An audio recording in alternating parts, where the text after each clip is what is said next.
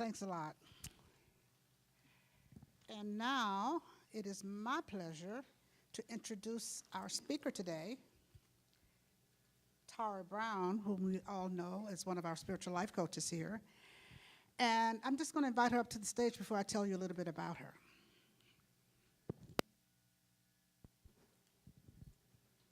Thanks. Tara says, "It is not enough to design a life. You must step into it to live it." Tara Brown is an engaging and sought-after speaker who guides individuals and groups through the process of designing their goals, and she's a catalyst as they create and embody a life they love living. A licensed architect, licensed spiritual life coach, certified life mastery consultant, certified parent educator, and energy healer. Wow. Tara is a graduate of both Massachusetts Institute of Technology and Yale University. Wow. She has over 20 years' experience practicing architecture and teaching design, and she's been a diligent student of the science of mind for over 10 years.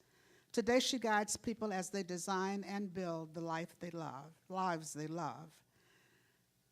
Maybe she could teach me to read.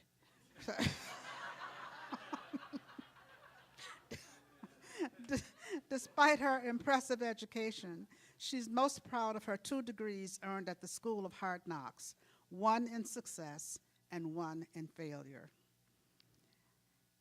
Let's just energize our hands and hold them out to Tara as we just welcome her here this morning, and repeat the words after me. Tara, we open our hearts and minds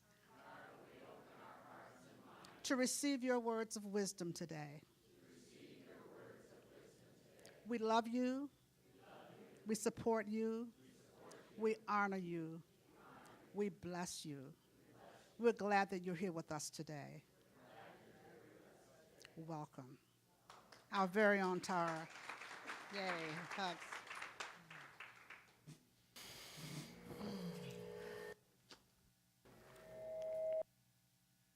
Reverb. Thank you, CLF, and welcome. It's such a treat to be here. Usually you see me doing prayer, and it's lovely to get a chance to do the message. So a little bit about the shoes. They're homage to Reverend Michelle, right? Reverend Michelle always wears great shoes, so if I'm stepping into her shoes today, I thought I had to wear great shoes. Thank you, thank you. So today we're continuing our study of the work from the book Through God's Eyes, and today our topic is focus on being, not doing. And I'm going to open with a quote from that section of the book. It's by Shotki Gawain. "Often people attempt to live their lives backward. They try to have more things or more money in order to do more of what they want so that they will be happier. The way it actually works is the reverse. You must first be who you really are, then do what you need to do in order to have what you want." So as religious scientists, right, we have some fundamental beliefs. We believe that our thoughts create after their kind. We believe that everything is created twice. First a thought before it's a thing. As people who work with new thought principles, we believe that when we change our thinking, we change our results. So I have a question for you.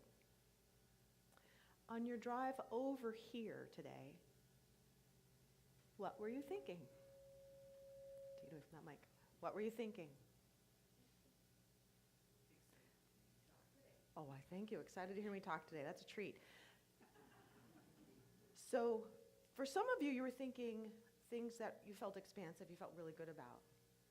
And for some of us, we were thinking things that we wouldn't really want to create. So if you call up what you were thinking about, if I were a genie and I could wave my magic wand in this second and grant that to you, would you want it in your life instantly?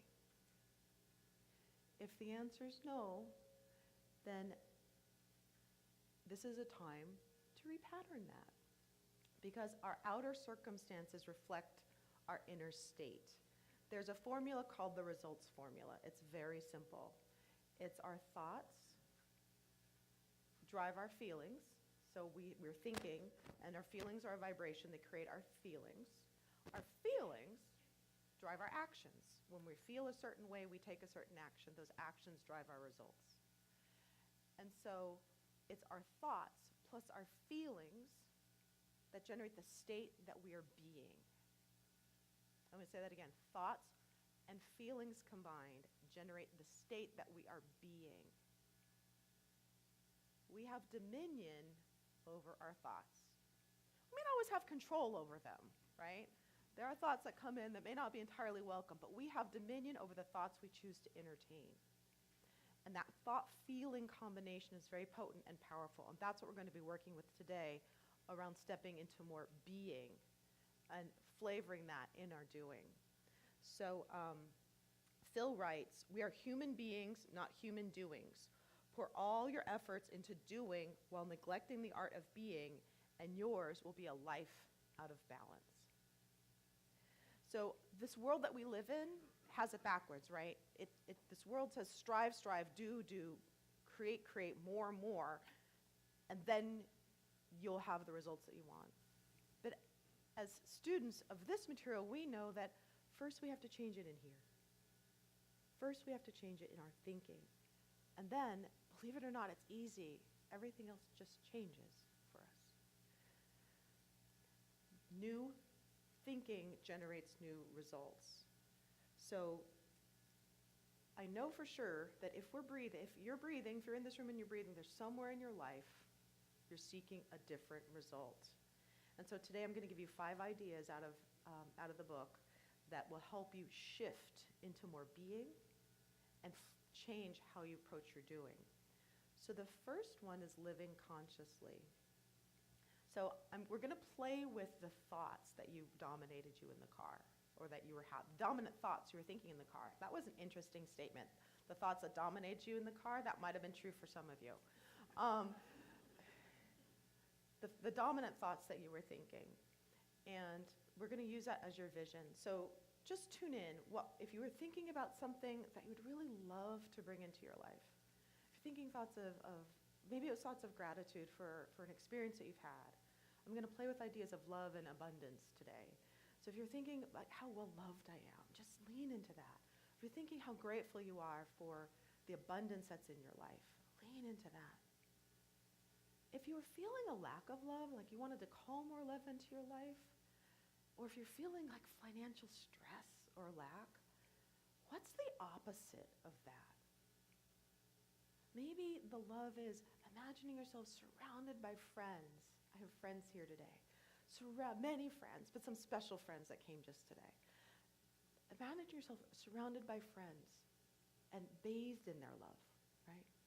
Or imagining that your financial abundance, what if you were now generating twice the income, the best year you've ever had? What if that were your financial good? How would you feel? How would you feel? So we're going to memorize that because we're going to be playing with this throughout our talk.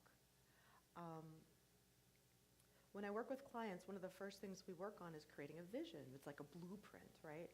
We create a vision for a life they love, and we work with doubling their income. And so if you had that, if you had this result, if you had the love that you desired or the abundance that you desired, what would you be thinking? Perhaps different thoughts for some of us than we were thinking. So this is your vision. So when I refer to the vision throughout this talk, this is what I'm talking about. And I would invite you now to think of 3 things that you would be if you had that result in your life. So if it's more love that you're seeking, how would you be? Would you be grateful? Would you be relaxed? Would you be more generous with yourself? How would you be showing up? If you knew you had the financial abundance that you were seeking, would you be at ease? Would you be more financially generous? What would you be? What would you be? Because the invitation and the first tool I want to give you today is to shift how you might start your day. How many of us write to-do lists to start our day? Raise your hand. I see about a third of the room is up.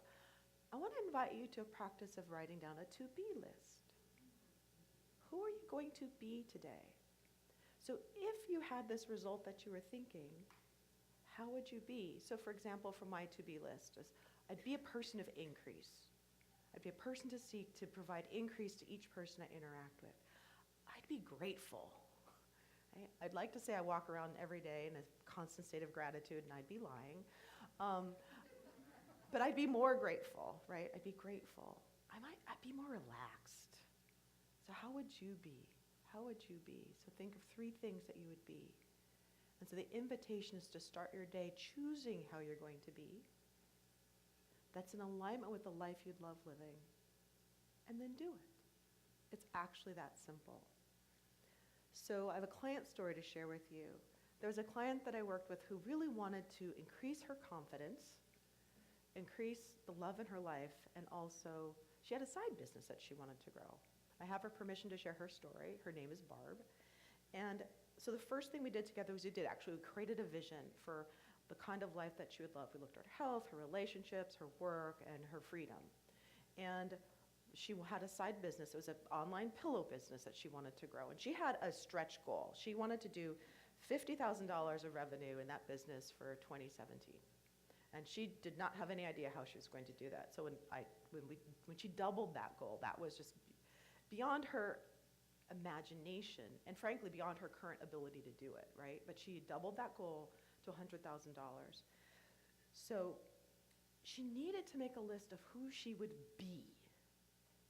If she was a woman running a $100,000 business, she'd be showing up in the world differently from the woman whose stretch goal is $50,000, right?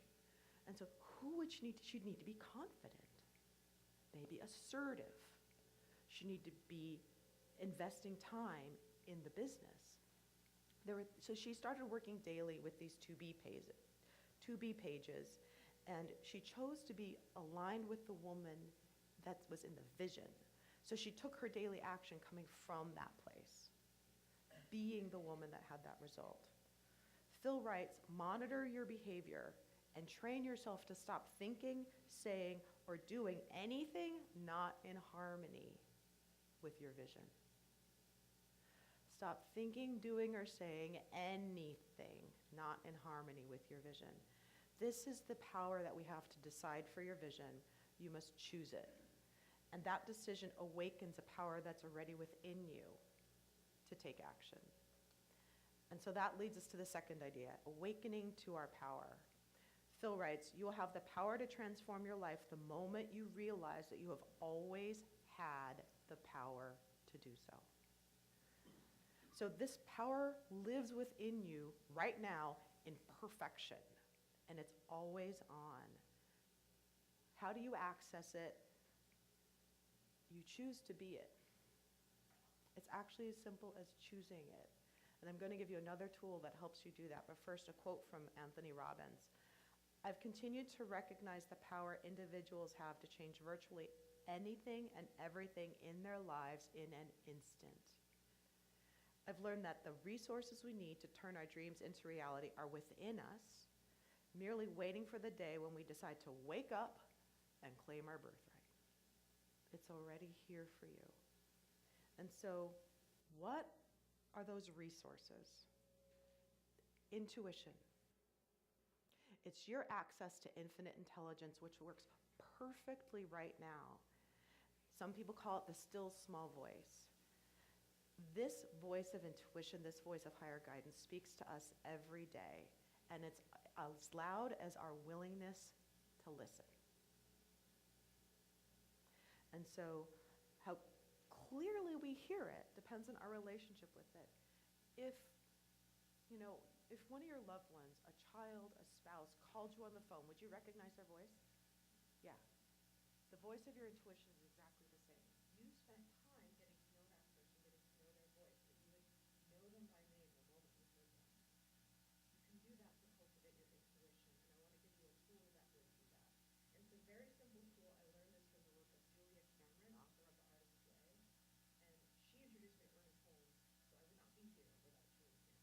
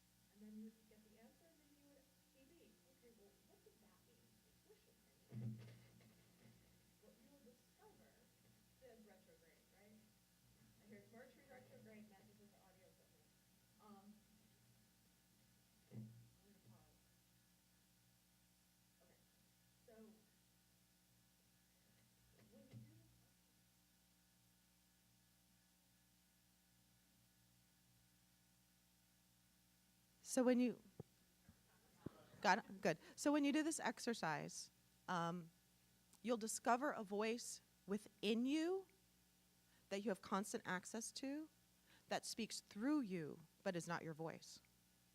And so I want to give you an example of how that happened in my life. About 10 years ago, right as I was beginning to step into the study of the science of mind, like I said, Julia Cameron, thank you very much, I was doing this dialogue tool. I didn't know about 2B, so I was doing a to-do. I wanted to deepen my relationship with my higher power, God. And so I would write TB and ask questions. God, what would you have me do today? And then I would get a to-do list from God. And I was really working at increasing my service to my higher power. So doing this, I've been doing this for weeks. One morning I get the call HR and ask about the insurance. I'm like, random? Call HR? I'm getting like spiritual things, like call HR. Okay, fine.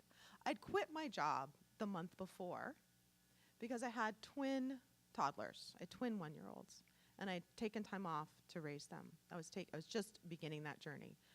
And so honoring that direction, I picked up the phone, I called my very competent, very professional HR director in Chicago and found out she hadn't submitted the COBRA paperwork. I couldn't have known that. I'm in Phoenix, Arizona. The voice of your intuition will always have your back. My family remained insured because I had that dialogue, got information I couldn't have known through here, and took action on it. That's how powerful this exercise is, and it's very simple. And when you do this, you'll get to learn the voice of your intuition, and you'll cultivate a relationship with it. So that's number 2. Our third idea is choosing happiness. Dennis Waitley wrote, "Happiness cannot be traveled to, owned, earned, won, or consumed. Happiness is a spiritual experience of living every minute with love, grace, and gratitude." Phil writes, "Expecting to find happiness in external conditions is like expecting to grasp a sparkling jewel by reaching into the mirror that reflects it." So I want you to call back that vision, the thought that you'd isolated or the opposite of the thought, and you made a mental note of 3 things that you'd be if that were real in your life. Was one of them happy?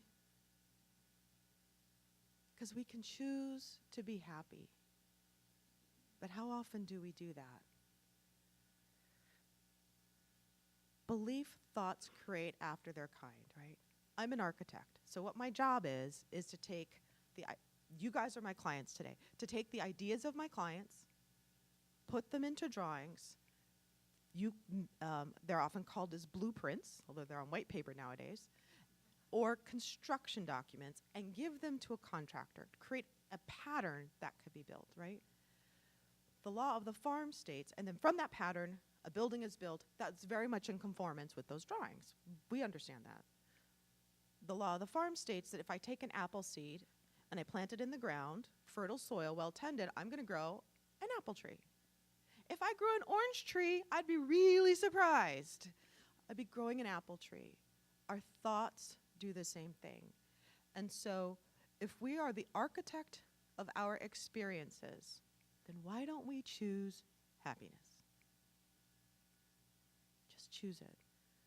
So I want you to play with me now. I'm going to invite you to close your eyes for a minute, and I want you to think about an early memory of when you were happy. I grew up in Southern California, so it might involve Disneyland for me. But a time when you were happy, it could be playing as a child, it could have been something that happened in high school or college or young adulthood, but something. Where were you? What were you doing? Who were you with? What was happening? And tune into that feeling of happiness. And I want you to now expand that feeling. Expand that feeling of happiness. Let it fill the entire room, this room. Expand it out to fill the entire CLF property, to fill the city of Phoenix, to fill Arizona, the United States, and the world. Expand it out. Notice it keeps expanding. It doesn't stop. You can generate a state of being by tuning into a memory and then applying that to your life. So this memory of happiness, I want you to apply it to this vision that you have created, this very quick little vision. And feel happy when you think about the increased love or the increased abundance in your life. That's how we choose happiness. It's an internal state generated by our thinking. And you have dominion over your thinking. So one of the things that Barb did while she was taking action to grow her side business was she noticed when her thoughts veered out of being the woman who was building this business and veered into fear, doubt, and worry. I think we're all familiar with fear, doubt, and worry. We've all had it. This usually happened for her when she was taking action to grow her business, something that she was not comfortable with that scared her. So what she did was she learned to pause and deliberately change who she was being and how she was holding up that feeling by choosing to be happy or choosing to be confident. She would listen to meditations or put on a song or do something to change her state. And from that revised state that was in alignment with this businesswoman, she took the action. That is the nuance. You put on the new state and you take your action from there, being then doing. Her business grew. That $100,000 2017 goal, she had it in 5 months. She now had a furniture and a pillow business. She continued to take action on her vision and be the woman in the vision, and we'll catch up with her in a little bit. But these results, they didn't happen to Barb, right? They happened through her application of these very ideas. Because each day she took the next right action from that place of being that was in harmony with being a successful businesswoman. She also applied another tool, the one we're going to work on next, which is she used her will. That's her ability, your ability to give yourself a command and follow through, to keep taking that next forward action. So Khalil Gibran wrote, "The appearance of things change according to the emotions, and thus we see magic and beauty in them, while the magic and beauty are really in ourselves." It all starts in here. So the third idea we're going to work with today, and I'm about to lose the scarf since it's fallen down anyway, is choosing happiness. I'm sorry, I went the wrong way. Entering into a hallowed trust.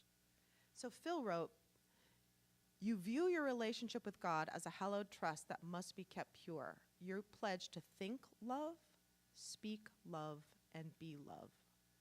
So if you chose, let's just put on for a minute and pretend that we're going to choose this pledge, right? If you are going to pledge to think love, speak love, and be love in all your actions, it's going to take an act of will to do that. But I want to explain what will is. So there's will and then there's willpower. Willpower is what most people use the 1st of January when they set their intention to change something in their life, and it lasts for about 3 weeks, because that's about how long willpower lasts. Will is not willpower. Will is actually a mental faculty. It's an ability. It's one of the tools that we use to communicate with infinite intelligence, with God. And will is that ability to give yourself a command and follow through. When will is used in service of being, you harness power in service of your vision. And so if you desire to increase love in your life, for example, we've talked about this. You've heard Reverend Michelle's speech teach this for years. You want to give love. Increase the amount of love that you're giving and seeing love all around you. So A Course in Miracles teaches that every act is either a call for love or an expression of love, no matter how unskillful it may seem. How many acts? Every human act is a call for love or an expression of love, no matter how unskillful it may seem. This is a deep spiritual practice that when we use our will to think, see, and be love and speak love, we start to look for love in the world around us. This is one way to do that. It grows compassion that leads to forgiveness. And so, as an example of unskilled behavior, how many of you have ever yelled at someone that you love? Yeah, right? So a couple weeks ago, I was the poster child for this. I yelled at my daughters. My twin daughters are now 11. It's 10 o'clock at night, and my daughter Carmen comes running into my room crying. It's 10 o'clock at night on a work day. I'm a single mom. I've worked all day. I have a side business. As you guys know, I'm a spiritual life coach here. I have a very full life, and I'm exhausted. And the child comes running in saying, Simone pinched me, and she's crying. And these two have been bickering all night. And I'm at my wit's end. And so I do the best I can in the moment, and I put on my most authoritarian and bossy mom voice, and I say, Simone Angela McKay, get in this room right now! Yeah, not my proudest moment. And she comes in. She comes in sheepishly, walks in, sits at the foot of my bed, and turns her back. And I realize I've just shut down and scared both of my kids. Great. Carmen came to me calling for love, right? Simone was clearly calling for love, or she wouldn't have been out there pinching her sister. And this exhausted mom who really needed support was also calling for love. But there was no one's love cup was full. What ended up happening is I ended up spending an hour just trying to repair the damage that I'd caused. I had two crying and afraid children because I couldn't step into that will of seeing the love in the moment. Now, how could I have done that differently? Still exhausted, still frustrated with the bickering kids, but I could have seen Carmen coming in needing love, which was a bit easier to see. I could have seen Simone needing love. And I could have said, hey, you know what, girls, let's just go sit on the sofa and just put one over here and one over there so they can't touch each other. But hug them, right? I could have just hugged them. I could have put some soft music on and not even tried to solve the problem until the next morning when I'd had some rest and had maybe a chance to fill up my own love cup. That was really unskillful behavior on three people's parts, right? But it was all a call for love. It's all a call for love. So when we can look at every act, including our own unskillful behavior, as either a call for love or expression of love, which takes will to do, we can significantly increase the amount of love in our lives. And so that's our fourth idea. Phil writes, the beckoning whisper of spirit is a call to rise, to be a source of love and light to the world, to humbly be of service to God and humankind. And being called to rise is our fifth idea. Alan Redpath wrote, before we can pray, Lord, thy kingdom come, we must be willing to pray, my kingdom go. So what's our kingdom? It's those beliefs, ideas, thoughts that are out of alignment with spiritual truth. Because God's kingdom is spiritual truth. Their seventh core concept of science of mind is, for every visible form, there is an invisible counterpart. This means that what we receive corresponds to what we imagine and believe we can receive. This is the law of mental equivalence. We've been playing with that law. If you think, for those of you that are familiar and taken foundations, we know what mental equivalents are. If you haven't, think of it as your vision. That vision, the idea of what you'd like to bring into the world. So one last time, we're going to bring up that vision you had earlier. And to live in greater harmony with your vision is you need to step into being the person that's living that life, right? So we're going to not do, but we're going to be that person. So if we're the person that is more loving, unlike me the other night, we're going to be loving. In most circumstances, we're human. We're not going to be perfect. If you're seeking to double your income and increase your financial flow, we're going to release thoughts of lack, which is letting go of our kingdom. If our thinking is dominated with thoughts of lack, that's the kingdom we're living in. It is not spiritual truth. This is an abundant universe.